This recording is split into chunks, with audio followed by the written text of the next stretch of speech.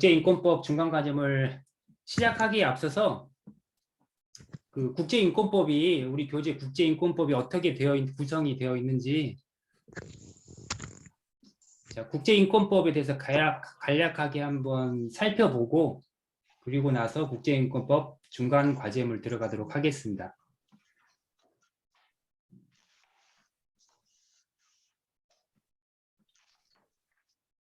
자, 이거 잘 보이시죠? 네. 자, 네. 국제인권법 하기에 앞서서 먼저 인권법에 대해서 한번 살펴볼게요. 아마 우리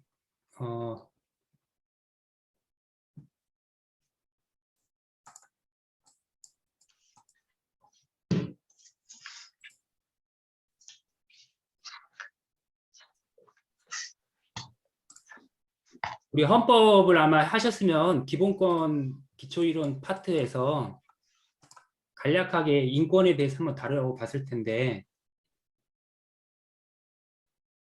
자, 인권이 시작된 게 중세에서 이제 근대로 넘어오면서 그 모든 권력이 절대 왕정, 절대 군주에게만 이게 집중되어 있던 이 권력이 이제 근대로 넘어오면서 17세기, 18세기에 인권이라는 게 원래 왕이 가지고 있는 게 아니라 권력이 모든 사람들은 인간으로 태어나면서부터 기본적으로 인권을 가지고 있다. 그래서 천부인권 사상 또는 이제 그때 우리 사회 계약론이나 이거는 뭐 필기 안 하셔도 돼요. 제가 전반적인 인권이 어떻게 발전을 했는지 좀 살펴본 다음에 국제인권법 우리 교재가 어떤 구조로 되어 있는지를 먼저 예, 살펴보는 게 교재 중간과제를 하는데 좀 도움이 될 것 같아서 요거 한 10분, 20분 제가 소개를 해드리려고 하거든요. 자, 인권이 근대로 넘어오면서 절대 군주에게만 집중되어 있던 그 권력들이 이제 천부인권 사상이라든지 또는 사회계약론 같은 이런 사상이 기반으로 해서 사람들의 사상이 생각이 바뀌게 되죠. 점차 그렇게 되면서 이제 우리가 알고 있는 보통 시민혁명 크게 3대 시민혁명이 일어나게 되는데요.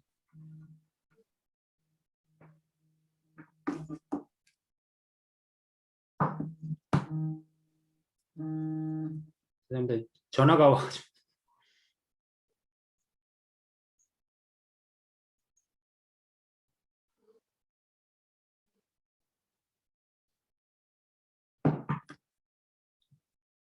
자, 우리 영국의 명예혁명,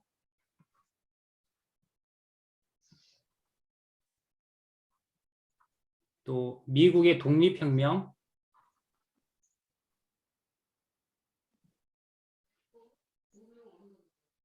그리고 잘 아시는 이제 프랑스의 시민혁명,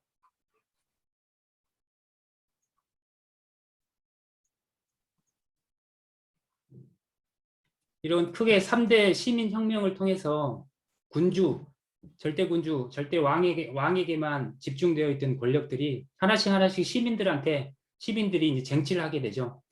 그 쟁취를 하게 되는 게 처음부터 모든 기본권, 인권과 기본권이라는 그 의미를 거의 구분하지 않고 쓰는데 그 시민들이 그런 그 기본권들을 한꺼번에 다 가지고 온 건 아니고요.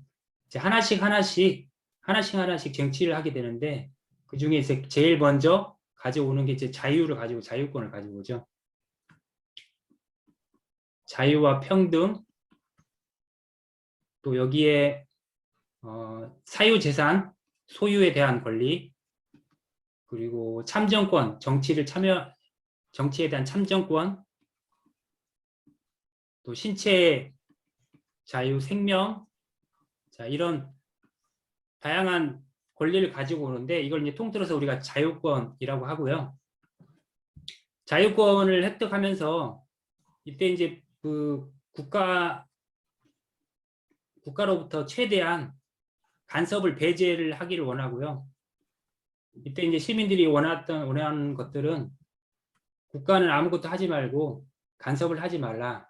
단지 뭐 치안이라든지 보안이라든지 이제 이런 거에만 국가의 역할을 맡기고 나머지는 전혀 국가로부터 간섭을 배제를 원했는데 이런 국가의 소극적인 국가의 역할을 우리가 보통 그 야경 국가라고 하죠. 자, 이렇게 자유권에 대한 인권 기본권이 바뀌게 된 게 이제 산업혁명을 통해서 자본가 계급과 노동자 계급으로 나누게 되는데요. 계층이 나눠지면서 정치적으로는 이제 자유를 얻었지만 경제적으로 예속이 되는 거죠. 이 자본가 계급에. 그러면서 국가로부터 간섭을 배제를 받기 원했던 시민들이 이제는 국가가 나서서 이러한 그 경제적인 예속 상태를 해소해 주길 원했죠. 그래서 국가가 적극적으로 노동자들의 노동권이라든지 노동 3권이라든지 또는 뭐 교육에 대한 권리, 또 뭐 환경, 문화 이런 다양한 역할들을 국가에서 해주길 바랬고 이거를 우리가 통틀어서 이제 사회권적인 기본권으로 점점 인권이 발전을 하게 됩니다. 그래서 보통 인권은 1세대 인권은 자유권적 인권이라고 보통 하고요. 그다음에 2세대는 사회권, 그리고 이제 3세대로 넘어가면 이제 연대권이라는 게 나오거든요. 자, 이렇게 이제 인권이 발전을 하게 되는데요. 그러면 이런 맥락에서 우리가 국제인권법도 그 발전 과정들을 이런 맥락에서 이해를 하시면 될 것 같아요. 자, 인권이 이제 이 국제법에서는 어떻게 발전을 하게 되느냐. 이제 국제법은 이제 아시다시피 국가 간의 권리잖아요. 국경을 넘는 국가와 국가 사이에 예를 들어 분쟁을 해결하는 다양한 뭐 규칙이나 조약이나 이런 것들을 국제법으로 다뤘는데 이 국제법에서 인간의 그 권리, 인권은 주체가 아니었죠. 처음에는 주체가 아니었습니다. 그래서 그 인권은 국가 내에서 해야 할 거지 이거를 국경을 넘어서 그 다른 나라 국가의 인권을 간섭하는 거는 내정 간섭이라고 생각을 했기 때문에 그러다가 이제 결정적으로 그 사건이 일어나는 게 이제 세계대전이 일어나죠. 1차 세계대전, 2차 세계대전이 일어나는데 그 중에서도 이제 2차 세계대전. 자, 2차 세계대전에서 나치가 유태인들을 학살하는 그 만행을 저지르는데요. 이거를 지켜보고 사람들이 이제 인권을 단순히 국가에서만 맡기는 것들은 뭔가 좀 문제가 있다. 그 인간의 인권이 이제 아주 처참하게 파괴되는 그런 모습을 보면서 이제 인권도 국제법적으로 이 인권을 다뤄야 할 필요성을 느끼게 되고 2차 세계대전 이후에 이제 나오게 된 게 UN, 국제연합이 탄생을 하게 되고요. 그래서 국제연합에서 UN 헌장을 이제 마련하게 되고요. UN 헌장상에 인간의 기본 권리인 인권에 대해서 언급을 하게 되고 그리고 1948년 12월 12일 날 최초로 인권에 대해서 모든 국가들이 UN 가입국들이 문서를 하나 만들죠. 그게 바로 이제 세계 인권 선언.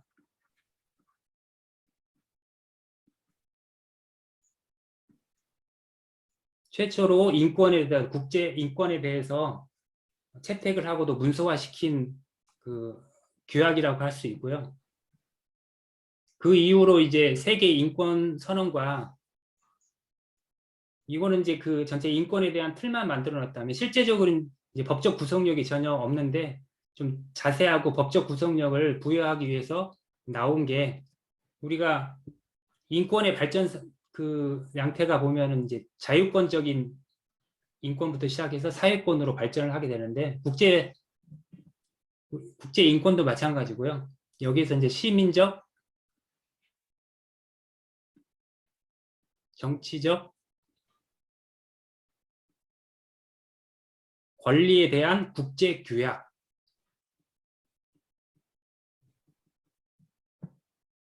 채택을 하게 되고요.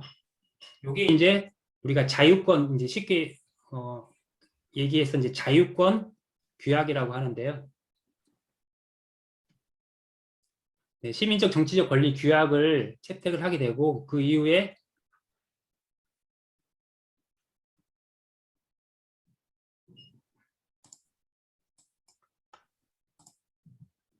경제적, 사회적, 문화적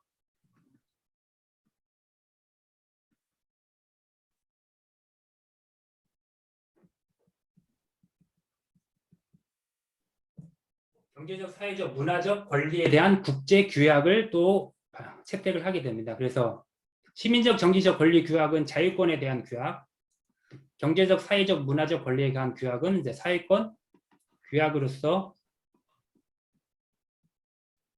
국제 인권이 발전을 하게 됩니다. 근데 그 이후에 이제 개별적으로 여러 가지 국제 인권 협정 규약이 또 나오게 되고요.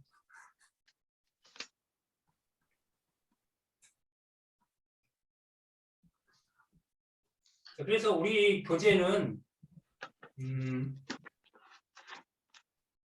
보시면 차례를 한번 보실게요.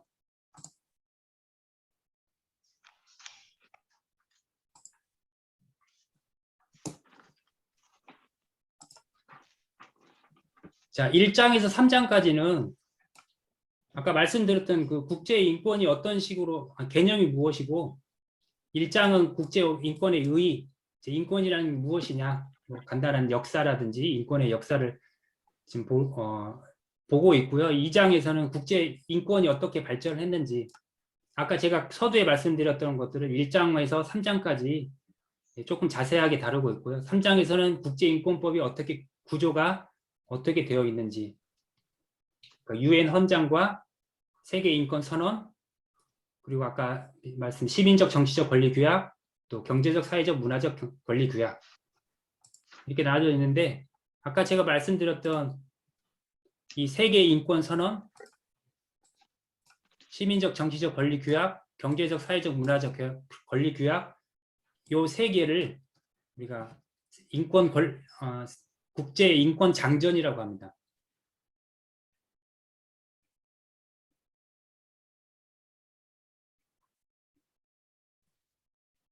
자, 이렇게 부르고요. 우리 교재는 1장에서 3장까지는 총론적인 역할, 개념이라든지 역사라든지 그 구조에 대해서 살펴보고 있고요. 자, 4장부터는 실제적으로 그 시민적 정치적 권리 규약과 경제적 사회적 문화적 권리 규약 안에 있는 그 개별 인권이 어떤 모양으로 나타났는지 그 개별 인권들을 설명해주는 장들이고요. 이게 이제 일종의 강론 같은 역할을 하고 있는 겁니다. 4장은 비차별 평등에 대한 것, 또 5장은 생명에 대한 권리, 6장은 고문을 받지 않을 권리, 7장은 자의적 구금으로부터 자유로울 권리. 이게 이제 우리 과제로 나온 내용이죠. 7장.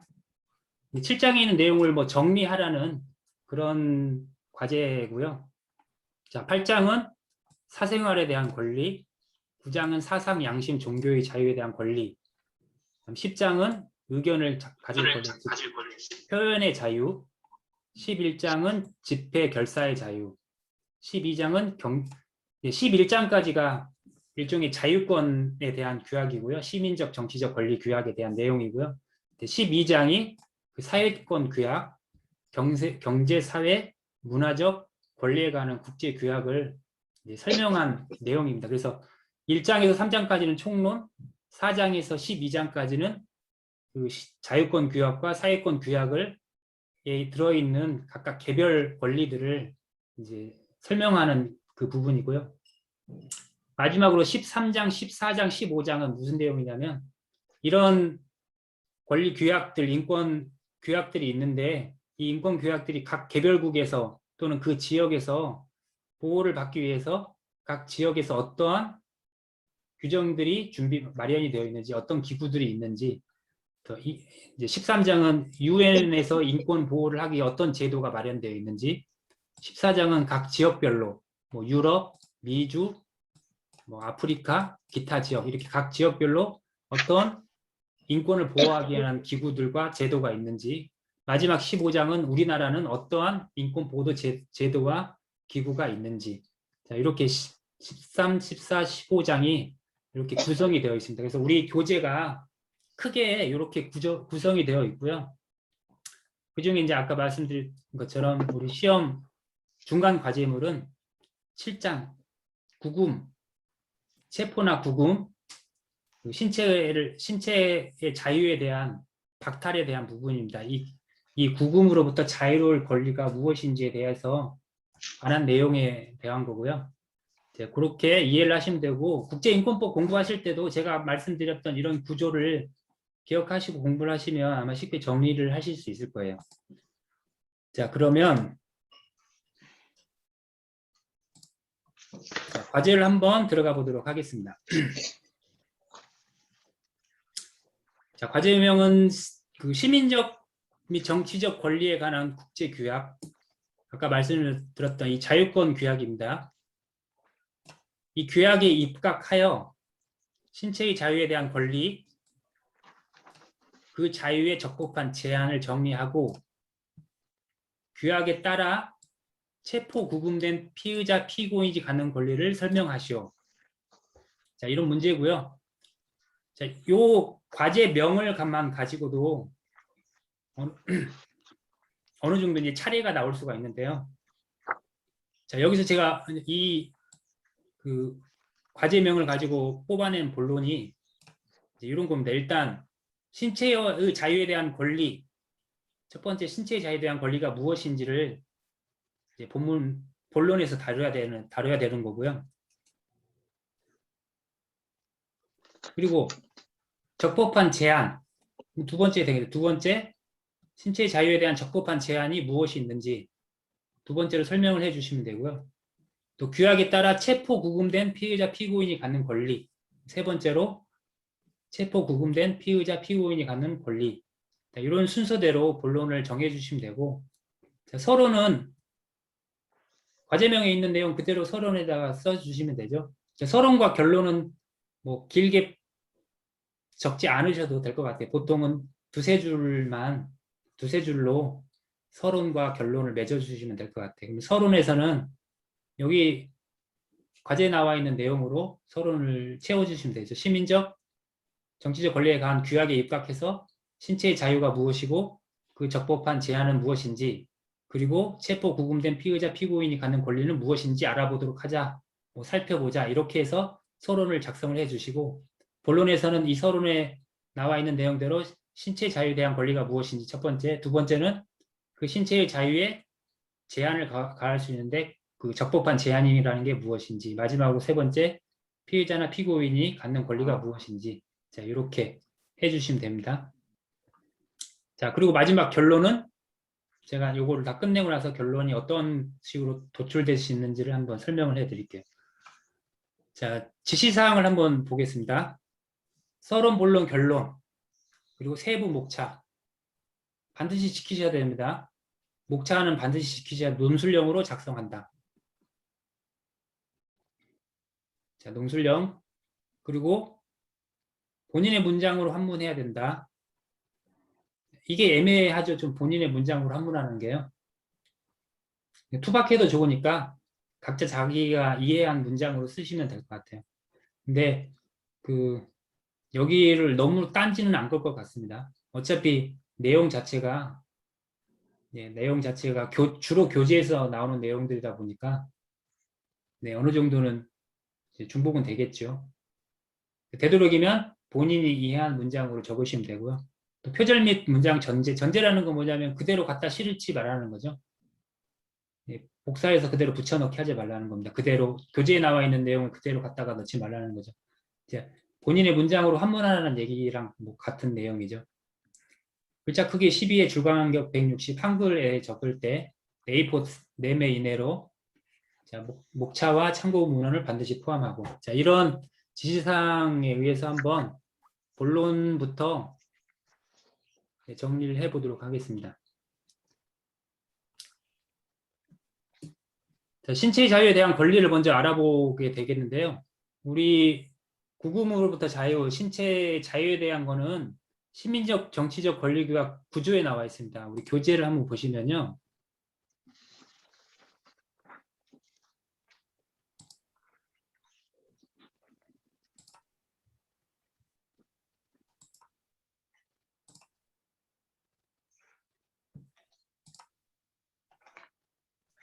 자, 우리 교재는 7장이고요. 121페이지고요. 122페이지 보면 시민적 정치적 권리 규약 제9조가 나와 있습니다. 이 구조에 있는 내용을 기본 근거로 해서 우리 7장은 이 구조에 있는 내용들을 설명해 주는 장이고요. 그 중간과제를 할 때도 기본적으로 여기에 있는 조약을 근거를 제시하시고 거기에 대한 내용을 해설하는 방법으로 쓰시면 될 것 같아요. 이 구조는 어떻게 이루어져 있냐면요. 총 5개 항으로 이루어져 있는데요. 자, 제1항, 첫 번째 항은 그 신체의 자유가 무엇인지 신체의 자유를 명시해 놓은 장이고요. 항이고요. 그 나머지 2항부터 5항까지는 이 신체의 자유를 그러니까 지켜지기 위해서 실제적으로 어떤 절차들에 따라서 신체의 자유가 지켜지는지 네, 이런 것들을 그 절차를 설명을 해주는 장입니다. 그래서 우리가 첫 번째 신체의 자유에 대한 권리에 대한 설명을 우리가 할 때는 그 구조 1장을 설명을 해주시면 될 것 같아요. 자, 구조 1장 제가 한번 읽어보겠습니다. 자, 모든 사람은 신체의 자유와 안전에 대한 권리를 가진다. 누구든지 자의적으로 체포되거나 또는 억류되지 아니한다. 어느 누구도 법률로 정한 이유 및 절차에 따르지 아니하고는 그 자유를 박탈당하지 아니한다. 자, 신체의 자유에 대한 권리는 우리 규약 제9조 1항에 다 명시가 되어 있고요. 여기서는 신체의 자유에 크게 두 가지로 나눕니다. 신체의 자유, 일반적으로 자유가 박탈당한 그런 상태로부터의 권리가 있고요. 박탈당하지 않았지만 위협이라든지 또는 어떤 그 안전에 대한 위협이라든지 협박으로부터 그 보호받을 권리 이렇게 두 개로 나눠지고 있고요. 우리 교재는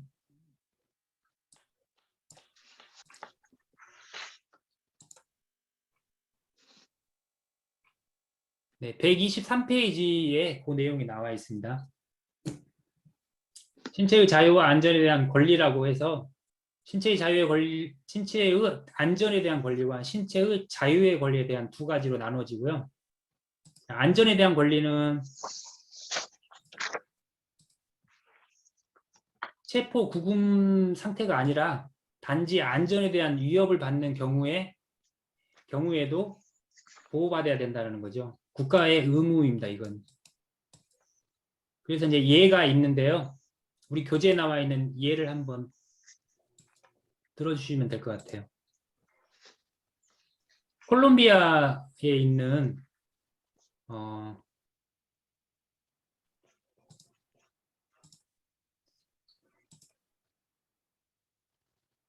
살인의 위협과 공격을 받는 콜롬비아 종교 윤리 교사에 대한 사례이고요. 이 콜롬비아 윤리 교사가 있는데요. 이 교사가 그 어떤 단체로부터 여기를 한번 제가 읽어드릴게요.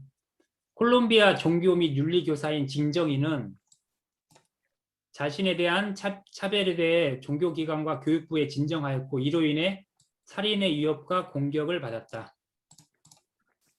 콜롬비아의 한 교사가 살인의 위협과 공격을 받았는데 그러던 와중에 직장 동료가 살해를 당합니다. 그리고 이 진정인은 콜롬비아를 탈출해서 프랑스로 정치적 비호를 부여를 받았습니다. 정치적 비호라는 거는 이제 망명이라든지 난민 신청이라는 얘기하는 거고요. 그래서 이 콜롬비아 진정인이 그 시민적 정치적 권리위원회에 주장을 한 게 뭐냐면, 원래 시민적 정치적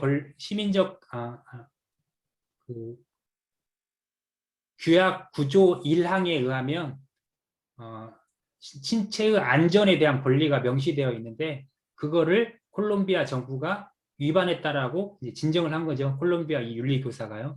그런데 거기에 대해서 이 시민적 정치적 권리위원회가 어떤 결론을 냈냐면, 신체의 안전에 대한 진정인의 권리를 보장하기 위하여 적절한 조치를 취하지 않았음을 인정한 후에 콜롬비아가 구조 1항을 위반한 거라 판단했다. 자, 이러한 사례를 통해서 신체의 안전의 권리에 대한 그 위원회의 사례를 하나 들어주시고 신체의 안전에 대한 그 정의를 설명을 해주시면 될 것 같아요. 마찬가지로 그 아래쪽도 스리랑카에 대한 내용인데요. 여기도 마찬가지입니다. 실제적인 어떤 뭐 구속이라든지 체포, 실제적인 신체를 구속당하는 그런 경우가 아니라 단지 위협이라든지 이런 것만 당해도 국가는 이거를 대한 보호 의무가 있다는 거죠. 자, 그거에 대한 내용이고요. 자, 그래서 신체의 안전에 대한 권리를 지금 설명을 드렸고요.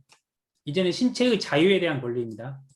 신체의 자유에 대한 권리는 우리가 쉽게 얘기할 수 있는 어떤 체포나 구금을 통해서 이동의 자유가 박탈당한 겁니다.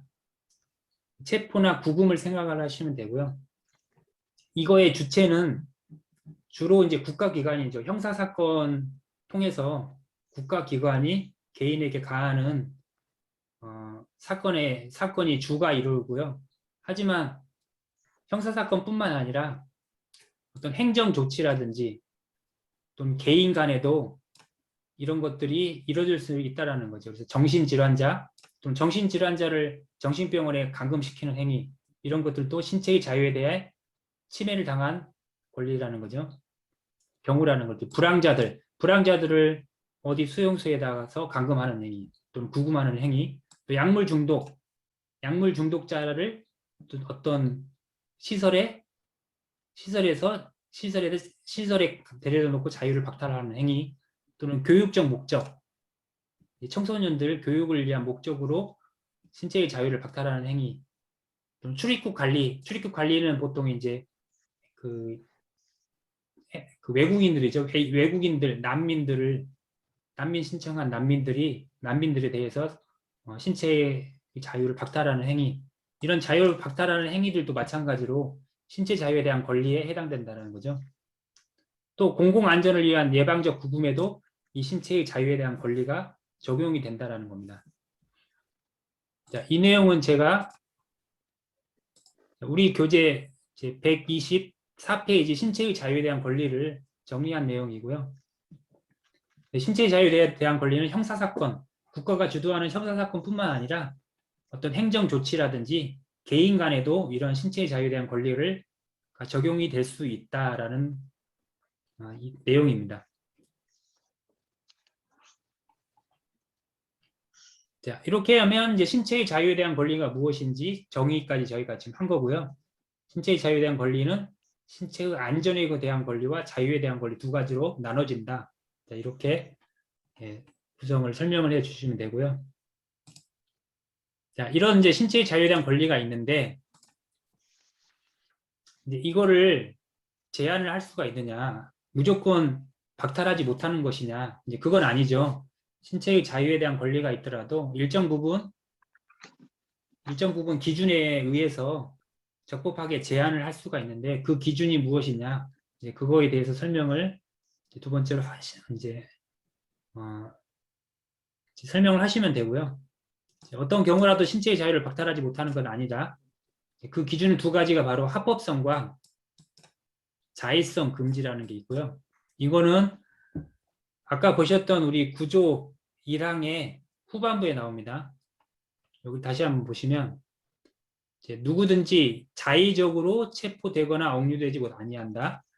그리고 어느 누구도 법률로 정한 이유 및 절차에 따르지 아니하고는 자유를 박탈당하지 아니한다.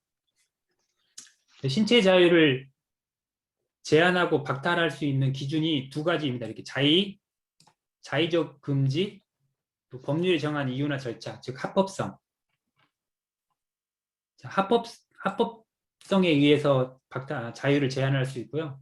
또 자의적으로 그거를 집행하지 말라는 거죠. 그래서 합법성과 자의성 금지라는 두 가지 기준을 제시를 해주면 됩니다. 합법성이라는 게 무엇이냐? 이제 법에 규정된 절차들을 따라라는 거죠. 즉 법률 유보, 법률에 나와 있는 내용을 따라라는 거고요. 그리고 체포 구금의 사유는 반드시 법률에 규정된 것이어야 된다라는 얘기입니다. 자, 자유권규약위원회가 이제 이런 내용을 얘기했는데요.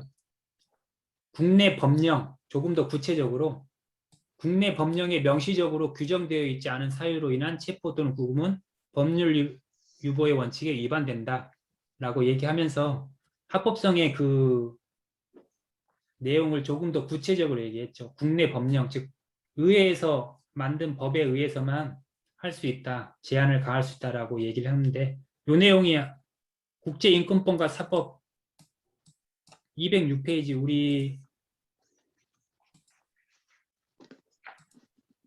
교수님이 참고하라는 그 내용이죠. 요거 206페이지에 내용이 나와 있습니다. 보시면 네, 206페이지 보시면 교수님께서 이게 참고 문헌 하나 올려주셨죠. 제가 카페에도 올려드렸는데요. 거기 206페이지 제일 하단에 합법성에 대한 좀 구체적으로 명시를 해주는데 법률유예 원칙이란 자유권규약위원회는 여기 이제 시민적 정치적 권리위원회입니다. 국내 법령에 명시적으로 규정되어 있지 않은 사유로 인한 체포 또는 구금은 법률의 유보의 원칙에 위반된다.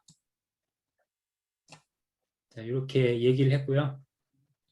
이 부분도 좀 더 합법성에 대한 구체적인 그 내용으로 넣어주시면 될 것 같고요.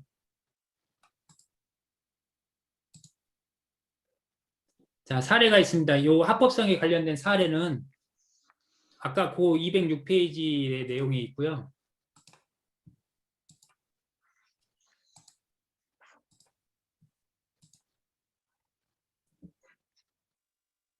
자, 그 바로 아까 제가 합법성 대한 부분 아래쪽에 있습니다. 영장 없이 체포가 이루어진 후 그로부터 72시간 이내에 영장이 발부되어야 한다는 국내법을 위반하여 3일 이상이 지나 영장이 발부된 경우 이런 경우는 합법성에 이제 어긋난다는 거죠.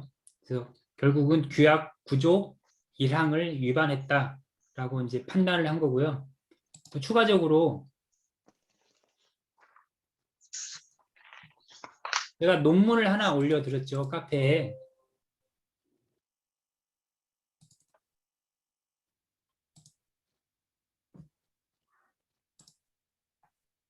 이 신체의 자유라는 이 논문인데요. 이 논문이 정리가 잘 된 것 같더라고요.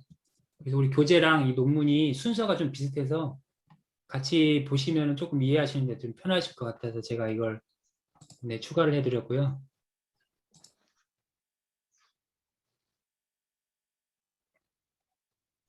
이 논문의 138페이지에 보면 또 합법성에 대한 구체적인 사례가 또 나와 있습니다. 138페이지를 한번 보시면요.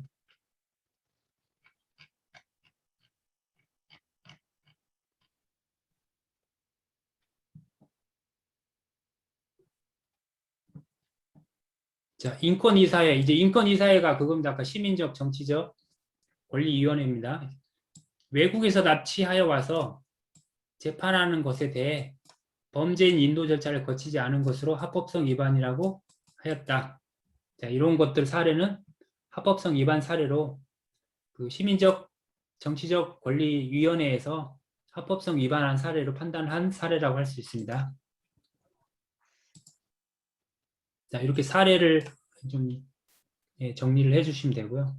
자, 합법성에 대해서는 이제 알아봤고, 이제는 이제 자의성 금지가 무엇이냐.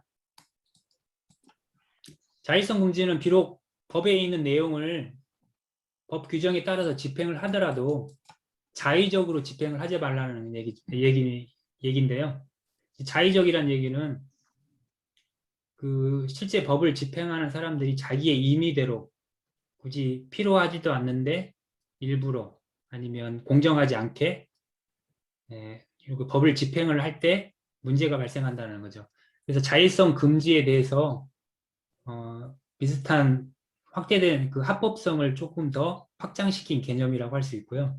자의성 금지가 비슷한 용어로서는 합리적으로 또는 적절하게, 공평하게, 반드시 필요한 경우만 또 예측 가능하여 이런 것들도 같은 의미로서 포함시켜서 해석을 할 수 있다는 의미입니다.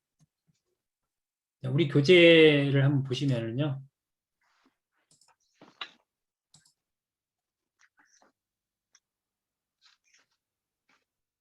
우리 교재는 126페이지에 그 내용이 나와 있고요. 자, 자의성의 금지는 법 규정 그 자체 및 그 집행에 있어서 자의적이지 않아야 된다는 것입니다. 자의성의 금지는 단순한 불법적 박탈, 금지보다 조금 확대된 의미이다. 합법성보다는 조금 더 확대된, 더 넓은 의미의 개념이고요. 자, 이거 이제 사례를 한번 보시겠습니다. 자, 사례를 보시면 크게 이제 뭐 한 세 가지로 사례를 정리를 했는데요. 이제 네덜란드에서 변호사를 체포를 하고 그 변호사로부터 정보를 강제로 얻어내기 위해서 9주가 넘는 동안 구금한 사건이 있었는데요. 이 사건은 이제 우리 교재 126페이지에 나와 있는 그 예시입니다. 그거 조금 더 자세한 내용들은 거기에서 보시면 되고요. 또 제가 첨부해 드린 그 논문에도 140페이지에 같은 예시입니다. 같은 예시인데 조금 더 자세하게 설명을 했기 때문에 그 140페이지에 있는 그 내용도 참고를 하시면 되고요. 이렇게 이제 비록 합법적이지만 9주가 넘는 동안 구금한 사건은 합리적이지 않다. 반드시 필요한 건 아니다라고 그 시민적 정치적 권리위원회에서 판단한 사건이죠.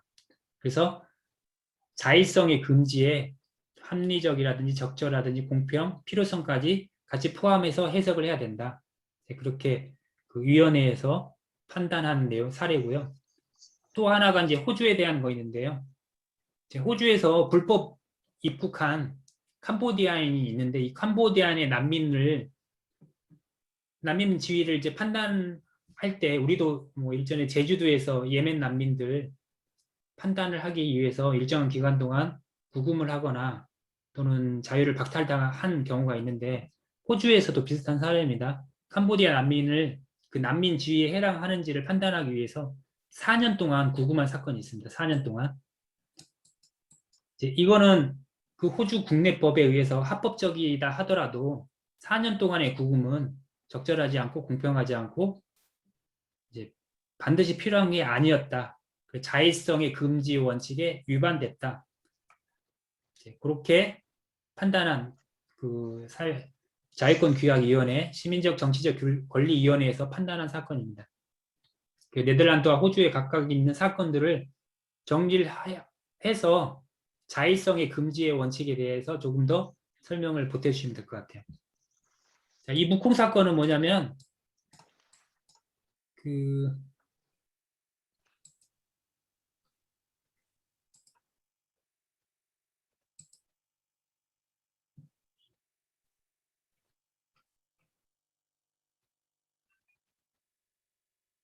참고 문헌 교수님이 그 첨부해 주신 참고 문헌 207페이지에 묵콩 사건이라고 있어서 제가 요것도 하나 그냥 넣었는데요.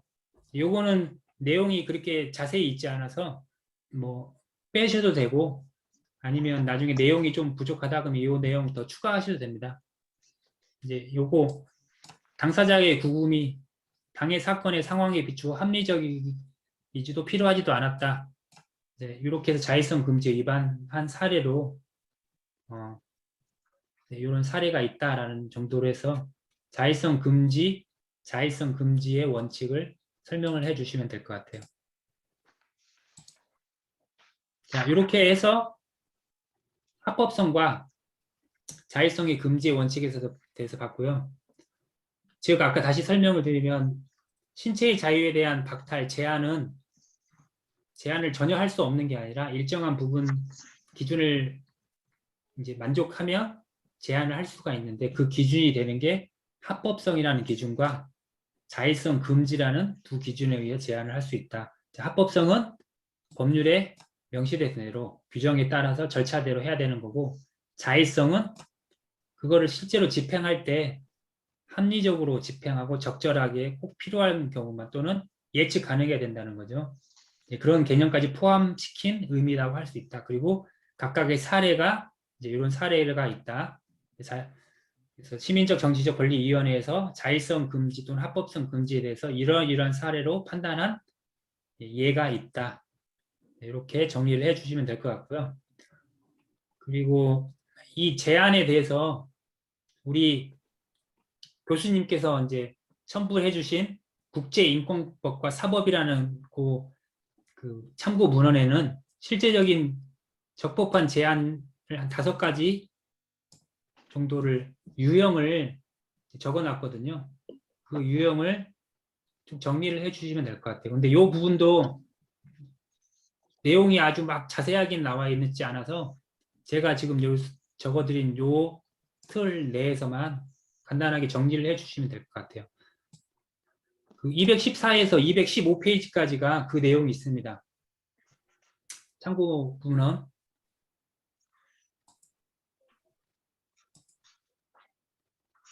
자, 214페이지를 보시면요.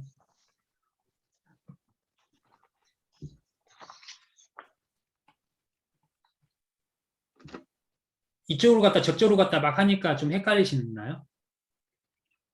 아니요, 괜찮아요. 괜찮으세요? 네. 제가 지금 가지고 있는 자료는 딱 2가지, 우리 교재 말고 2가지 자료만 제가 지금 설명드리는 겁니다. 하나는 우리 과제명에 나와 있는 그 그 참고 문헌, 국제사법과 인권에 대한 참고 문헌이랑 제가 찾아낸 그 논문은 우리 교재랑 거의 똑같은 형태로 그 사례들도 또 똑같은 사례들로 구성이 되어 있어서 우리 교재랑 그 제가 첨부해드린 논문을 같이 참고를 하시면 조금 더 내용을 쓸 수가 있어서 제가 첨부를 해드리는 거고요. 그 유형은 총 5가지나 6가지 정도 되는데요. 자, 여기 214페이지에서 그 유형이 있는데요. 첫 번째, 유죄 판결 후의 구금. 요거는 적법한 제한이라는 거죠.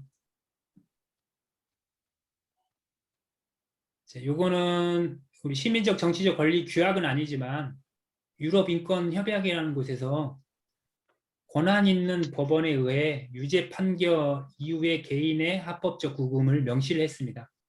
유죄 판결 이후에 구금을 하는 것은 합법적이다.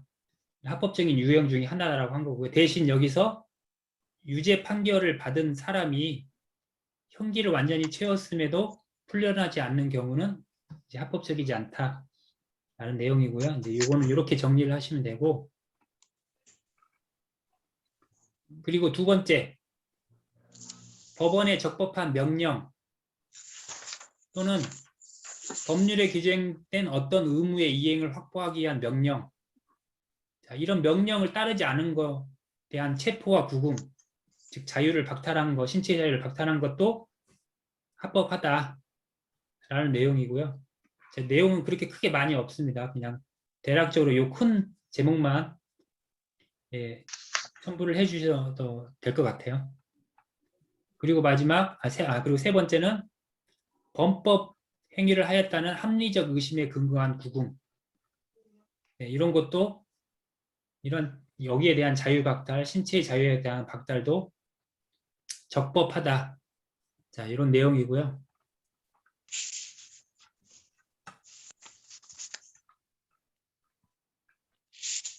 그리고 이제 사법적인 게 아니라 일반 행정적인 구금. 행정적인 구금도 일정한 유형들은 적법하다는 내용인데요. 그 중에 첫 번째가 교육적 감독을 목적으로 하는 자유박탈도 일정 부분은 적법하다. 자, 그리고 정신 건강을 이유로 한 자유의 박탈도 일정 부분 적법한 유형에 속한다. 정신 이상자를 정신병원에다 감금시키는 내용은 일정 부분 유효하다, 위반되지 않는다. 자, 이렇게 우리 규약, 국제규약, 시민적 정치적 권리규약 그 9조 1항의 위반에 해당하지 않는다. 자, 그런 내용이고요.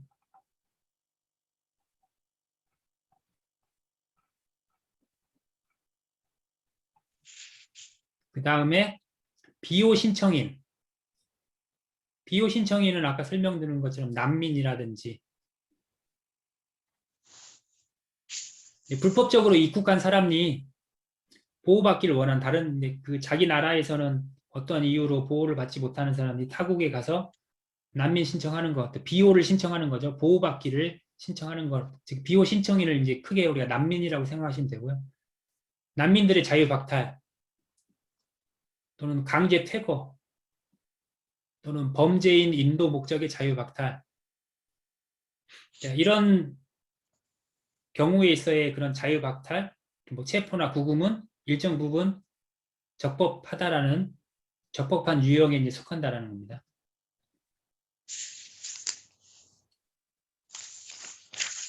여기 이제 보시면 비호를 요청하는 개인을 구금하는 것이 그 자체로 자의적이라는 주장은 어떠한 근거도 없다고 판단하였다. 자의적인 게 아니다. 즉 적법한 거다. 라는 내용입니다. 자, 마지막으로 행정적 구금의 마지막입니다. 예방적 구금과 공공질서를 이유로 한 구금. 예방적 구금은 지금 뭐 코로나 시대에 가장 잘 맞는 얘기죠. 확진의 의심 있는 사람은 자가격리 아니면 생활보호소에서 일정한 그 신체 자유를 박탈당하는 거죠. 이동의 자유를 박탈당하는 거. 근데 예방적인 구금 또는 공공질서를 이루한 구금도 일정한 부분은 이제 적법한 제한이다. 네, 그런 설명입니다.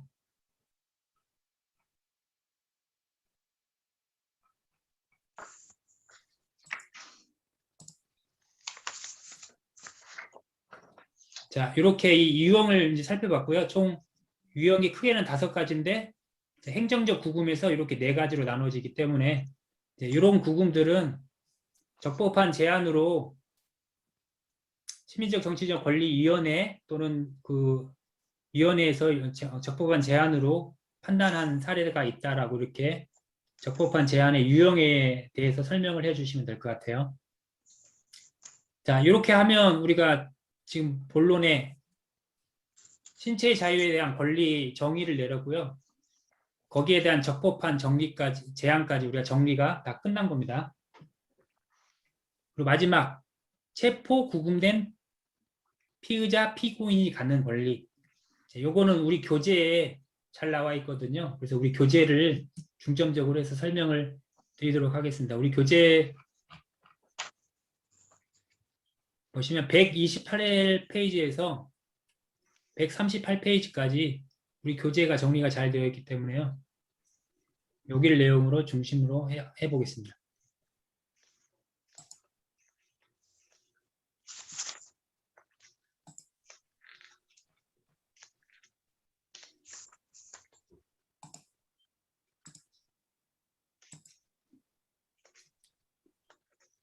자, 체포 구금된 피의자, 피고인이 갖는 권리는 우리가 시민적 정치적 권리 규약 9조 1항만 지금 봤는데요. 여기부터는 이제 9조 2항에서 5항까지가 이제 나오게 되고요. 바로 9조 2항이 체포 구금된 피의자가 갖는 권리 첫 번째 피의 사실을 고집할 권리에 대해서 설명을 해놓은 규정한 항목이고요. 자, 읽어보겠습니다. 체포된 사람은 누구든지 체포 시에 체포 이유를 통보받으며 또한 그에 대한 피의 사실을 신속히 통보받는다. 지금 통보받는 게 두 가지죠.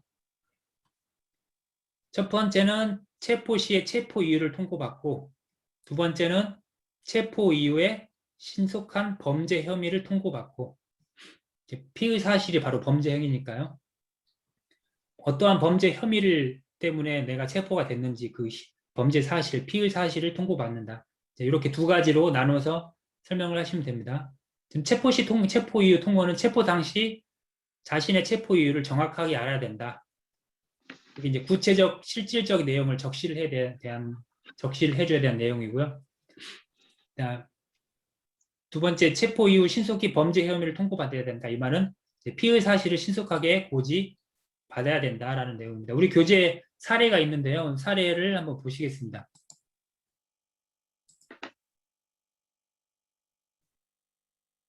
자, 우리 교재 128페이지고요.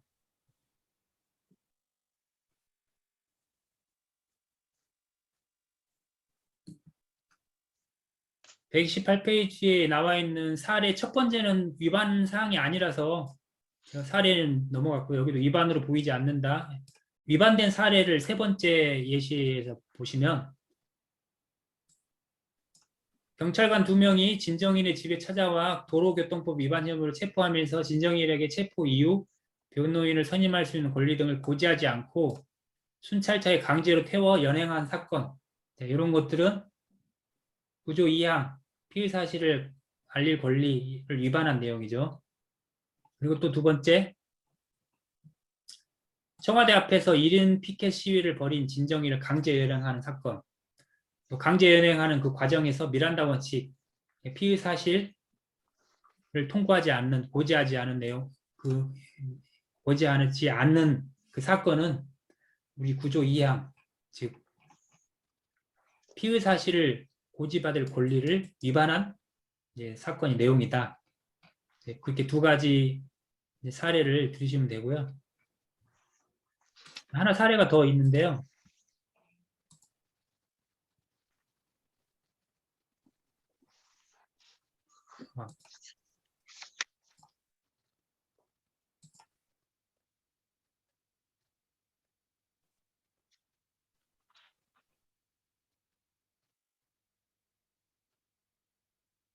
여기 첫 번째, 여기입니다. 여기.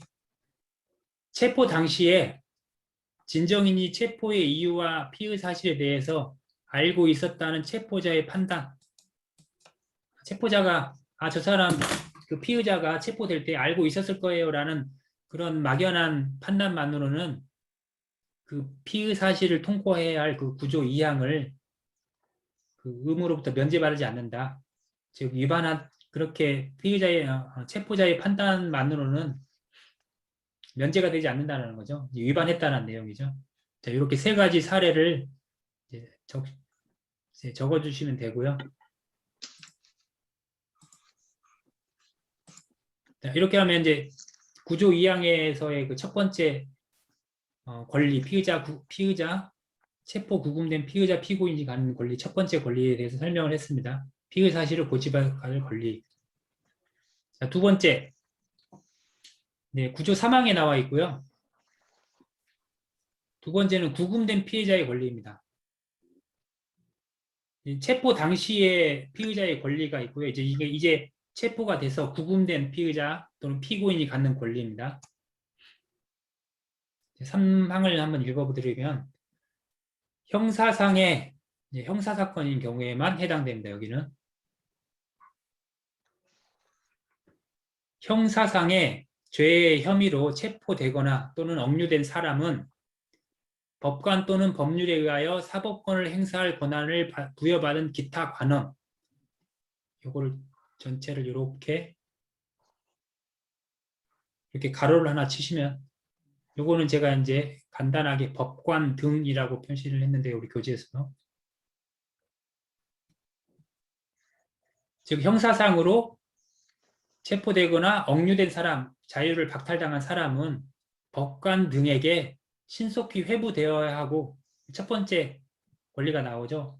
신속히 법관 등에 회부될 권리, 여기에서 또한 합리적인 기간 내에 재판을 받거나, 여기 또 하나 나옵니다. 합리적인 기간 내에 재판을 받을 권리가 나오죠.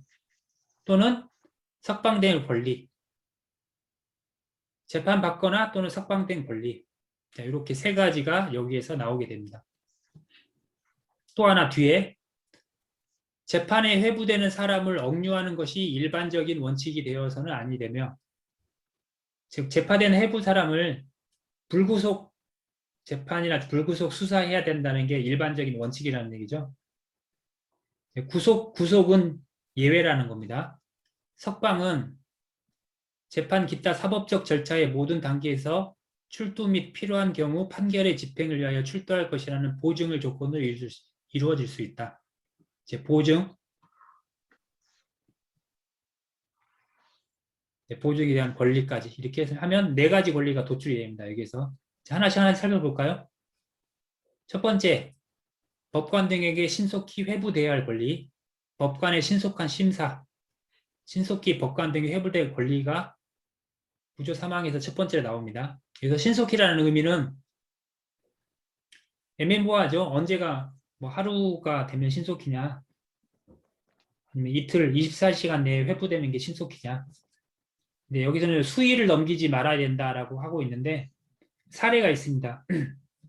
우리 교재 130페이지에 보시면 신속히라는 게 도대체 어느 정도의 시간 경과냐 나와 있는데요. 130페이지 보시면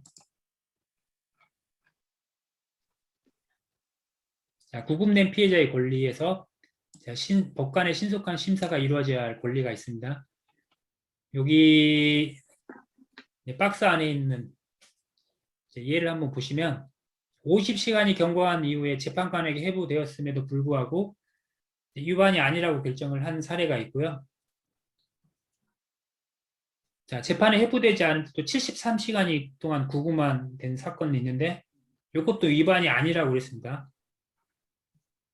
그런데 자, 5일간의 지체는 위반이다. 신속히 재판에 회부될 권리를 위반했다라고 이렇게 판단을 그 권리위원회에서 했는데, 그래서 대략 3일 정도로 보고 있다. 이제 3일 정도는 신속히 법관에 회부될 그 제한 그 시간 내에 포함이 된다라고 이제 나와 있고요. 자, 이렇게 하면 신속히 법관에 회부될 권리를 정리를 됐고요. 두 번째, 이제 합리적이죠.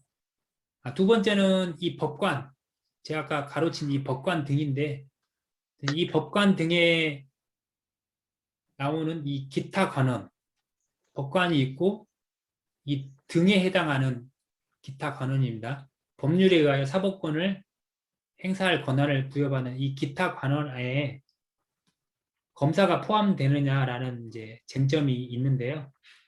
검사가 여기에는 포함이 되지 않는다라는 그런 내용인데, 이건 권리는 아닌데 그 구조 3항에 나와 있는 그 내용 중에 기타 법률에 의하여 사법권을 행사할 권한을 부여받은 그런 기타 권한이 누구인지에 대해서 우리 교재에서 이제 명시가 되어 있기 때문에 요거 하나 이제 짚어주고 가시면 될 것 같아요. 우리 131페이지, 132페이지 또는 공익과 인권 그 논문 146페이지에 나와 있는데요.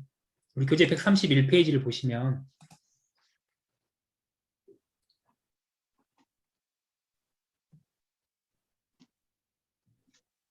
거기 이제 박스 친 부분인데요.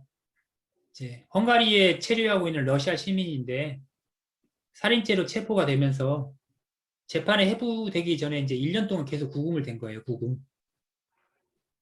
근데 요게 검사가 계속 구속 연장을 시킴으로써 이렇게 1년 동안이나 구금이 된 건데, 이 사람 여기 이제 헝가리에서 주장하는 거는 신속히 재판에 회부돼야 되는데 요 법관이라는 게 검사도 법관에 포함이 된다. 그래서 검사에게 이제 검사가 기타 관원에 포함되기 때문에 이 조항을 위반하지 않았다. 신속히 검사에게 회부가 됐기 때문에. 하지만 검찰 조직은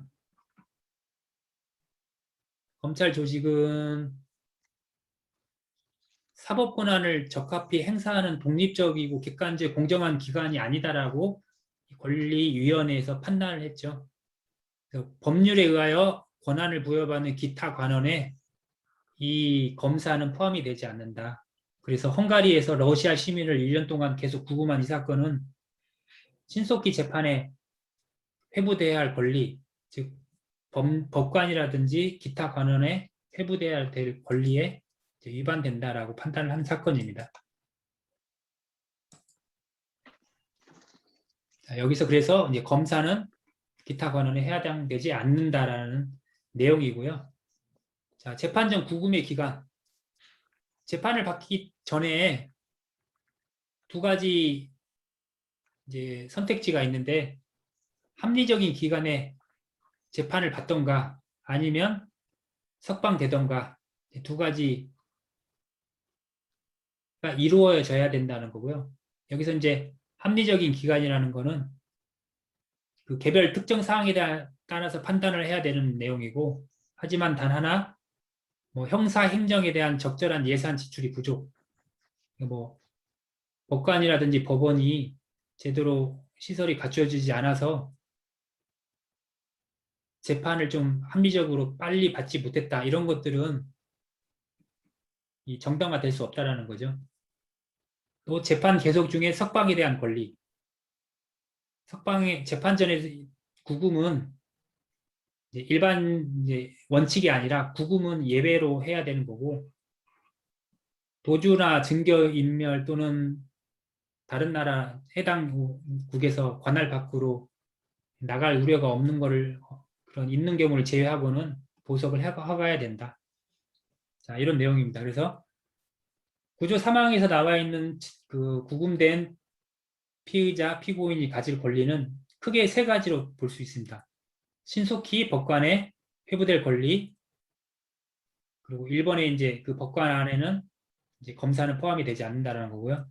그리고 두 번째, 재판 전에 구금의 기간은 합리적인 기간 안에 재판을 받아야 된다는 권리. 또 마지막 세 번째, 구금은 예외이고 보석을 통해서 석방이 되어야 된다.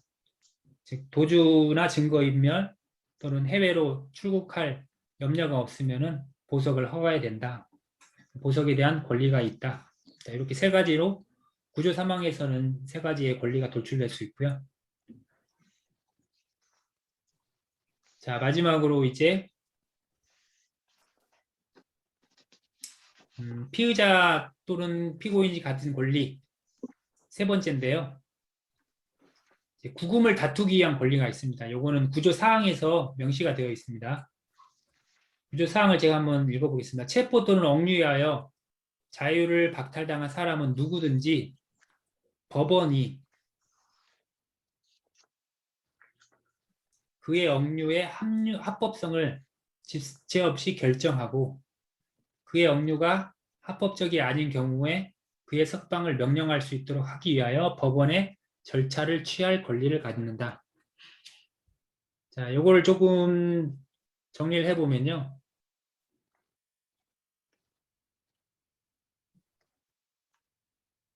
구금의 합법성에 대해 판단받을 권리를 말합니다. 구금이 합법한지, 우리나라는 구속 적부 심사 청구권이 있는데요. 구속된 상태에서 이 구속이 과연 합법했는지 구속 적부 심사 청구를 할 수가 있죠. 자유의 박탈이 이게 실제 적법했는지, 요거는 이제 이 사람이 죄가 있는지 없는지 요거는 차치하고 이 구속이 적법한지를 법원에서 판단을 받을 권리를 말하는 겁니다. 자, 요거를 조금 더 세세하게 나오면 일단 법원의 지체 없는 심사, 법원의 합법성을 지체 없이 결정하고 여기에서 도출되죠. 여기에서 법원의 지체 없는 심사를 받을 권리가 나오고요. 첫 번째. 두 번째, 변호의 접견권. 법원에서 법원의 판단을 받기 위해서는 이 피의자나 피고인이 혼자서는 이거를 싸울 수가 없죠. 상대방이랑 이제 국가랑 검사랑 싸워야 되는 형사 사건에서는 검사랑 다투어야 하기 때문에 구금의 적법성을 다투기 위해서는 반드시 피의자나 피고인이 이제 변호인의 접근권이 허용돼야 한다. 변호인의 도움을 받아야 한다는 거죠. 그래서 여기 무기 평등의 원칙. 무기라는 거는 이제 우리가 보통 알고 있는 무기입니다. 공격과 방어를 하는 무기. 검사는 전문적인 법 관료이고 일반 진정인은 법에 대해서 자세히 모르는 사람인데 이 자세히 모르는 사람과 법을 잘 아는 사람이 그 적법성을 다투기에는 너무 한쪽이 이제 기울어진 운동장이라는 거죠. 그러기 위해서는 법을 잘 알고 있는 변호인의 도움을 받아야 된다는 거죠. 그래야 그 구금의 적법성을 다툴 수가 있다. 무기 평등의 원칙에 의해서 변호인 접근권이 허용이 돼야 된다는 얘기고요. 법원의 절차 이행. 여기입니다. 그의 억류가 합법적이 아닌 경우에는 석방을 명령할 수 있도록 하기 위하여 법원의 절차를 취할 권리를 가진다. 법원에서는 구금의 적법성 심사는 법원의 심사인데 구금과 관련이 있는 어떤 행정부처에서 이거를 받는다는 건 위법한 거죠. 항상 법원의 그런 절차를 따라야 된다는 거고요. 여기에 대한 사례가 있는데 우리 교재에 나와 있습니다.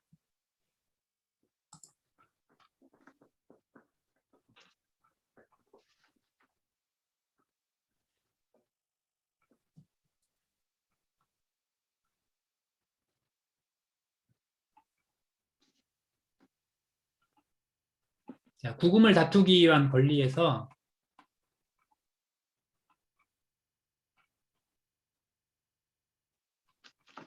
137페이지이고요. 137페이지의 법원에 의한 절차 이행 부분에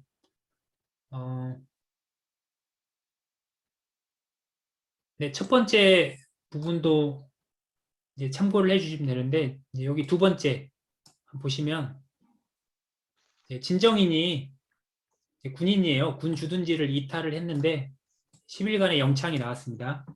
영창에서의 구금, 자유를 박탈당한 경우인데요. 이거는 법원에 대한 어떠한 결정, 법원에서 구금에 대한 적법성을 다투지를 못하고 그냥 군대에서 결정을 한 사항이에요. 일종의 행정기관에서. 요거는 법원의 일을 다툴 수 있는 기회를 보장해야 함이 명백하다. 요거는 그 위반된 사항이다라는 거죠. 자, 그렇게 이해를 하시면 되고요. 즉, 법원에 의한 절차를 이행을 해야 된다라는 얘기입니다. 그 구금에 대한 적법성은 법원의 절차를 이행을 해야 된다는 거고, 일반 행정 부처라든지 그 행정 조직에서 그 구금의 적법성을 심사하는 것은 위반이다 라는 내용이고요. 마지막으로 구금을 다투기 위한 권리의 실효성. 구금의 적법성을 법원에서 심사를 하더라도 이게 실효성이 없다면은 또한 위반이라는 거죠. 자, 구금을 다투는 기회의 제공 여부만 아니라 실제 구제 가능성도 고려해야 된다는 얘기입니다. 자, 요거는 우리 호주 이민법에 대해서 관련 사례가 있는데요. 자, 요 내용을 한번 보시면 호주 의회가 개정 이민법을 새로 만들면서 이런 사비 부서를 신설을 했다고 합니다. 그런데 이 사비 부서에서는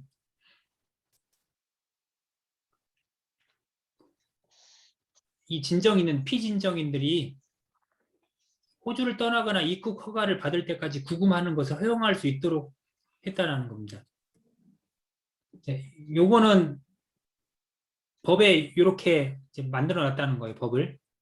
그렇다면 진정인의 구금이 아무리 적법성을 법원에 다투더라도 결국은 자동적으로 그냥 이 구금이 적법한 게 나와버린다는 거죠. 즉, 아무리 그 적법성을 다투더라도 너무 이게 실효성이 없는 법 때문에 구금에 자동적으로 이게 적법하게 나와버린다는 거죠. 자유의 박탈이. 즉 뭐냐면 이게 형식적인 것이 아니라 실제적으로 이게 가능성 있는, 실효성이 있는 적법성을 다툴 수 있는 것이어야 된다는 얘기고요. 그래서 법원이 석방을 명령할 수 있는 권한이 있어야 된다는 얘기입니다. 자, 이렇게 해서 구조 사항까지 구금을 다투기 위한 권리에 대한 부분까지 다뤘고요. 마지막 5항에는 보상에 대한 부분입니다. 자, 5항, 구조 5항에 보면 불법적인 체포라든지 억류에 희생이 된 사람은 누구든지 보상받을 권리를 갖는다. 보상에 대한 보상 청구권에 대한 내용이고요. 불법적인 체포나 구금에 희생이 된 사람한테는 차후에 이게 불법적인 걸로 판단이 됐을 때는 보상이 이루어져야 된다. 보상을 받을 권리를 가지고 있다. 자, 이렇게 해서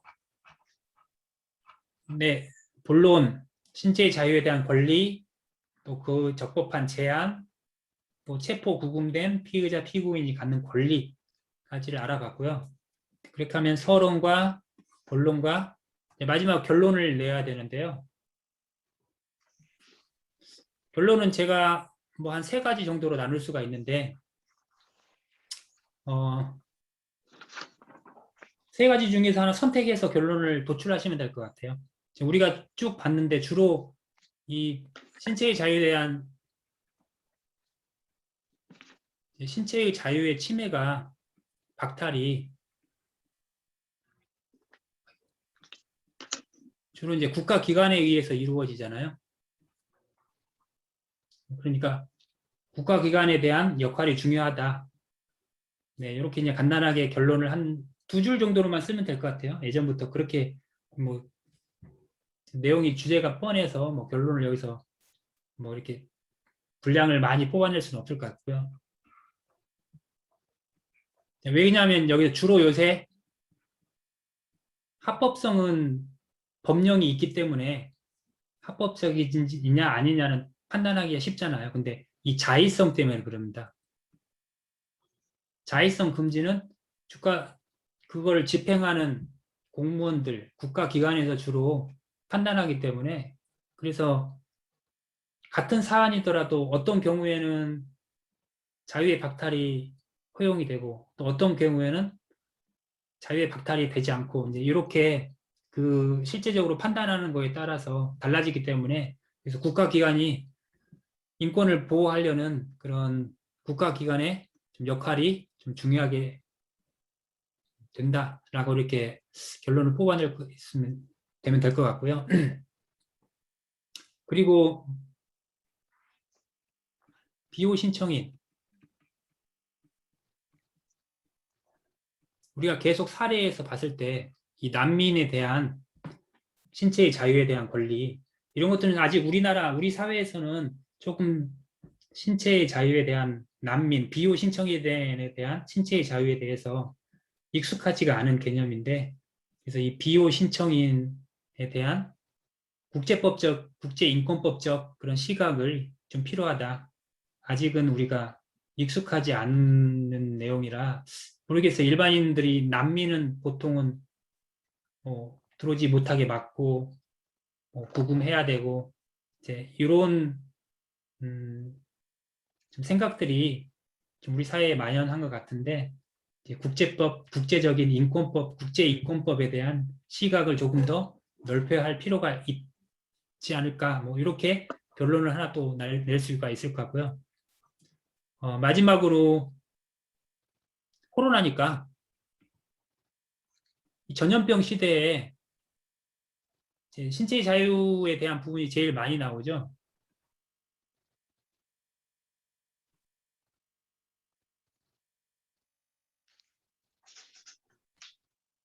코로나19 시대에 신체의 자유 박탈에 대한 그 얘기가 많이 나옵니다.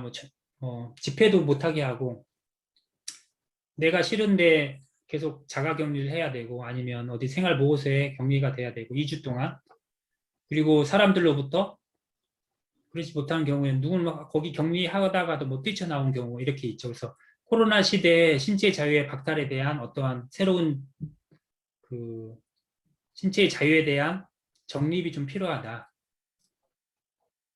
이렇게 한 3가지 정도로 결론을 한번 뽑아 볼 수 있지 않을까 해서 여러분들이 각자가 마음에 드는 결론으로 간단하게 끝맺음을 하시면 될 것 같아요. 자, 이렇게 해서 시민적 정치적 권리 규약의 구조에 나와 있는 신체의 자유에 대한 권리와 거기에 대한 제한, 또 구금된 피의자, 피고인이 갖는 권리까지 좀 알아봤고요. 제가 대략 해보니까 요 3회를 훌쩍 뛰어넘을 것 같아요. 쭉 쓰면은. 그래서 적당하게 요약을 해서 아마 정리를 하시면 될 것 같습니다.